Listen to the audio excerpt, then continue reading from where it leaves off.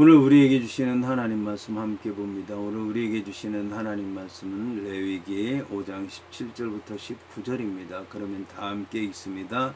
만일 누구든지 여호와의 계명 중 하나를 부지 중에 범하여도 허물이라 벌을 당할 것이니 그는 내가 지정한 가치대로 양떼 중 흠없는 수대양을 속건 제물로 제사장에게로 가져갈 것이요 제사장은 그가 부지 중에 범죄한 허물을 위하여 속죄한즉 그가 사함을 받으리라. 이는 속건제니 그가 여호와 앞에 참으로 잘못을 저질렀음이니라. 아멘. 오늘 말씀의 제목은 율법을 어긴 자를 위한 속건제입니다. 그러면 본문의 말씀을 통해 함께 은혜 나누도록 하겠습니다. 이에 본문의 말씀을 보면 만일 누구든지 여호와의 계명 중 하나를 부지 중에 범하여도 허물이라 벌을 당할 것이니라고 하는 말씀으로 시작을 합니다. 본문에 관해서 한글 개역 개정 성경에서는 본문을 두 문장으로 번역을 했습니다. 그렇지만 원어 성경에서는 본문이 5개의 짧은 문장으로 이루어져 있습니다. 하나의 문장에 이어서 4번의 와우 접속법을 사용했기 때문에 5문장이 되는데 4개의 문장을 통해서 죄의 선언과 죄의 내용과 죄인의 현재 상태와 죄에 대한 선포와 죄의 결과를 말해주고 있는 것입니다. 그러면 원어 성경의 순서에 따라서 하나씩 살펴보도록 하겠습니다. 자, 여기서 먼저 하나를 범하여도 라고 하는 말이 한 문장으로 번역되었는데 원어 성경으로 보게 되면 2개의 문장입니다. 그러면 본문의 문장들을 살펴보겠습니다. 첫 번째 문장이 히브리어로 테헤타라고 하는 말인데 그가 죄를 범하다 라고 하는 뜻입니다. 이것은 죄의 선언입니다. 죄에 대한 선언, 그가 죄를 범했습니다. 죄에 대해서 선언한 것이죠. 두 번째 문장은 그리고 그가 뭐뭐 중에 하나를 행했다라고 하는 뜻을 지닌 왜 아세타 아하트라고 하는 말이 나옵니다. 이것은 여호와의 계명 중 하나라도 범죄한 것은 죄라고 하는 사실을 보여주는 죄의 내용에 관한 설명입니다. 그리고 그가 뭐뭐 중에 하나를 행했다라고 하는 것은 죄의 내용에 관한 설명이라고 하는 얘기입니다. 여기서 아세타라고 하는 히브리어는 어떤 사람이 고의가 아니라 일상적인 일을 행하던 중에 여호와의 계명 중 하나를 어겼다고 하는 것을 얘기하는 것입니다. 세 번째 문장은 죄인의 현재 상태를 보여주는 것으로서 웰로야다라고 하는 말이 쓰였습니다. 이 말을 한글 개역 개정 성경에서는 부지중이라고 번역했는데 원어 성경에 의하면 이 말의 뜻은 그리고 그는 알지 못했다라는 뜻입니다. 이것은 여호와의 계명 중에서 하나를 어기고도 그 자신은 영적으로 무지해서 죄를 범한 것인지 범하지 않은 것인지 알지 못하고 있는 죄인의 현재 상태를 말하는 것입니다. 네 번째 문장은 죄에 대한 선포인데 허물이라고 번역된 왜 아셈이라고 하는 말이 나오는데 이 말을 우리말로 번역하면 그리고 그는 죄를 범했다입니다. 이는 자신이 지은 죄를 모른다고 해서 죄가 없는 것은 아니라고 하는 것을 얘기하는 것입니다. 5번째 문장은 죄의 결과를 보여주는 것으로서 벌을 당할 것이니라고 번역된 왜 나사 아오노라고 하는 말이 나오고 있습니다. 이 말을 직역하면 그리고 그는 그의 죄를 품고 있다라고 하는 뜻입니다.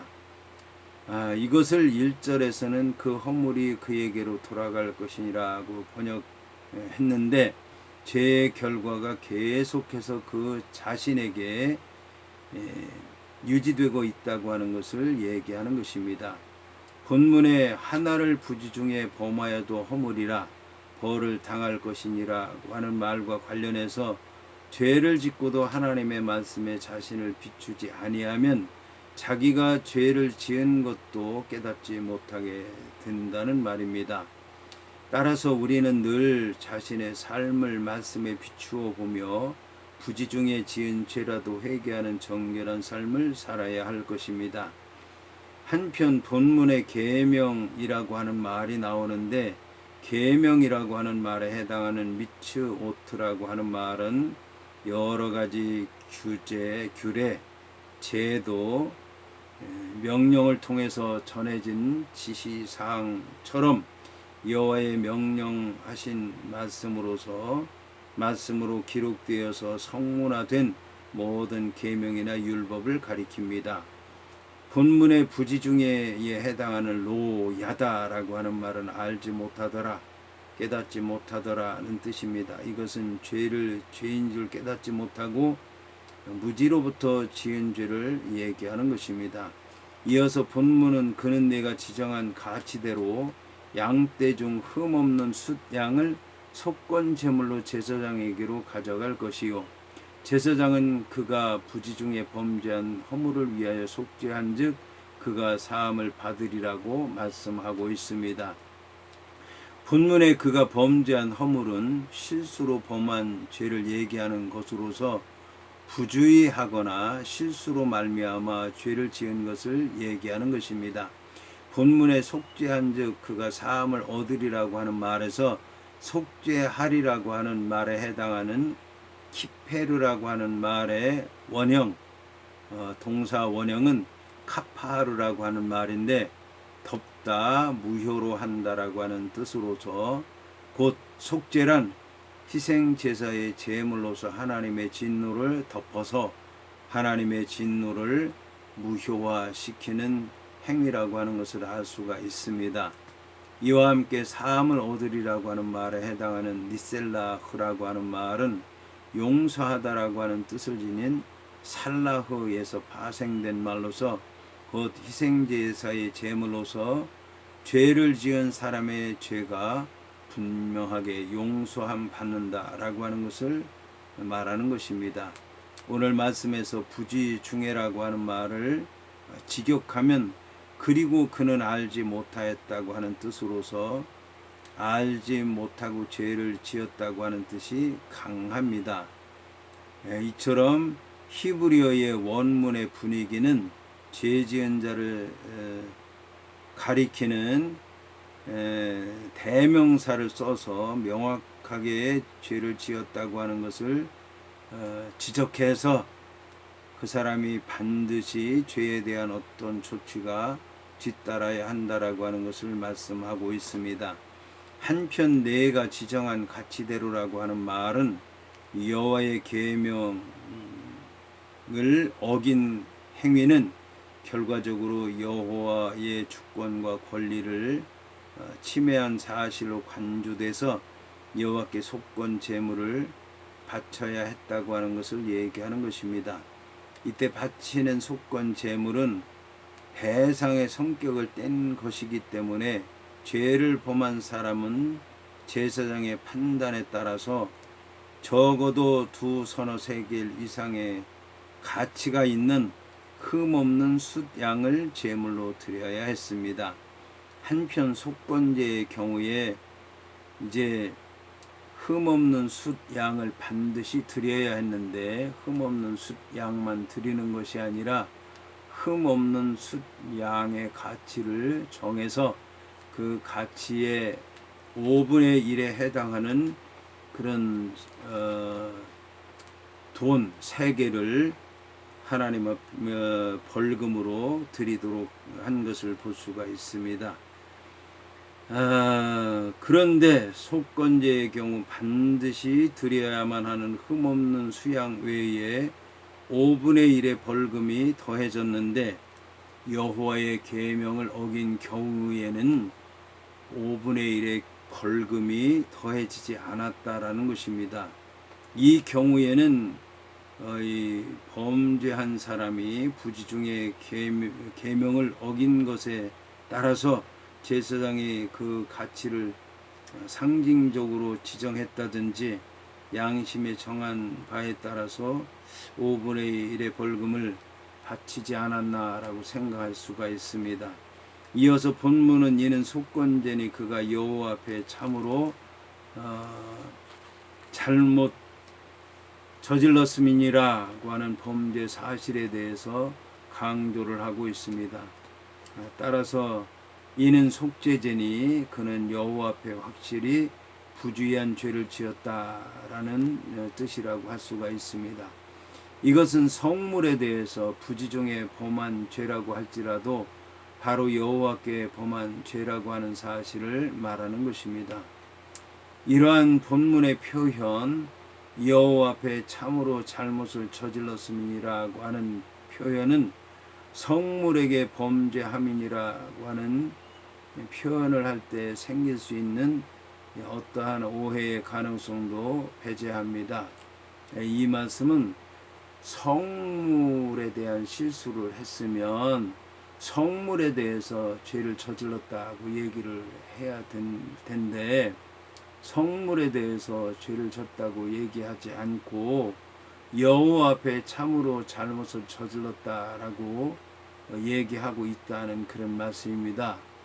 그런데 성물을 잘못 다뤄서 실수로 죄를 저지른 거에 대해서 성물에 대해서 죄를 지었다고 얘기하지 않고 여호와 앞에 참으로 잘못을 저질렀다라고 얘기하는 것은 이제 오해를 없애기 위해서다라고 하는 것입니다. 다시 말씀드리면 여호와의 성물에 대해서 죄를 졌다고 얘기를 하게 되면 여호와의 성물이 우상화되고 인격화되고 여호와의 성물에 대해서 자기가 속죄를 해야 된다는 얘기인데 그것은 잘못될 수밖에 없다는 그런 말씀입니다. 그래서 여호와 앞에 참으로 잘못을 저질렀다라고 하는 얘기는 여호와의 성물이라 할지라도 그것이 여호와께 속한 것이고 여호와의 말씀을 따라서 지어진 것이고 여호와 하나님 앞에 나아가기 위한 도구인데 그것을 실수로 성물을 이제 망가뜨렸다 할지라도 여호와의 말씀에 따라 이제 순종하지 못했고 여호와의 말씀을 따라서 살지 못했고 여호와 앞에 죄를 지은 것이지 성물의 죄를 지은 건 아니다라고 하는 그런 말씀인 것입니다. 한편 속건제하고 속죄제의 차이점에 대해서 명확하게 말씀드리긴 좀 어렵지만 차이점에 대해서 대체적으로 레위기에 나오는 말씀을 통해서 생각을 해 보도록 하겠습니다. 첫째, 속죄제가 하나님의 계명에 분명히 나타난 어떤 율법을 어겼을 경우 그것을 속함 받기 위해서 드린 제사라고 하면 속건제는 인간 상호간이나 하나님의 성물에 대해서 범죄했을 때 그것에 대해서 속함 받기 위해서 드리는 제사였습니다. 둘째, 속죄제의 경우에는 죄를 지은 것에 관해서만 제물을 드렸지만 속건제의 경우에는 죄를 범한 자가 손해를 입힌 사람이나 성물에 대해서 그 피해에 대해서 5분의 1을 배상한 다음 여호와 하나님 앞에 속건제를 드릴 수가 있었습니다. 셋째, 속죄제는 공동체와 관련된 것이었지만 속죄제와는 달리 속건제는 언제나 개인적인 것이었습니다. 한편 속건제와 관련해서 우리가 알아야 할 것은 가해자와 피해자 간의 진정한 화해라고 하는 것은 가해자 측에서 최대한 배상을 하고 피해자 측에서는 최대한 관용을 베풀어야 이제 화해가 이루어진다라고 하는 것입니다. 이처럼 공의와 사랑의 정신이 하나가 될 때 그 속에서 비로소 참된 화해와 교제와 사랑이 싹 트는 것입니다. 인간이 여호와 앞에 범죄하였을 경우에는 여호와께서 반드시 인간에게 속건제를 요구하셨다고 하는 사실은 바로 이러한 공의와 사랑의 정신을 상징적으로 보여주기 위한 것입니다. 이러한 하나님의 말씀의 계시 사건은 결국 우리의 속건 제물이 되신 그리스도의 희생과 하나님의 사랑이 함께 어우러져 있는 십자가 사건으로 말미암아 궁극적으로 완전히 성취되었다라는 것입니다.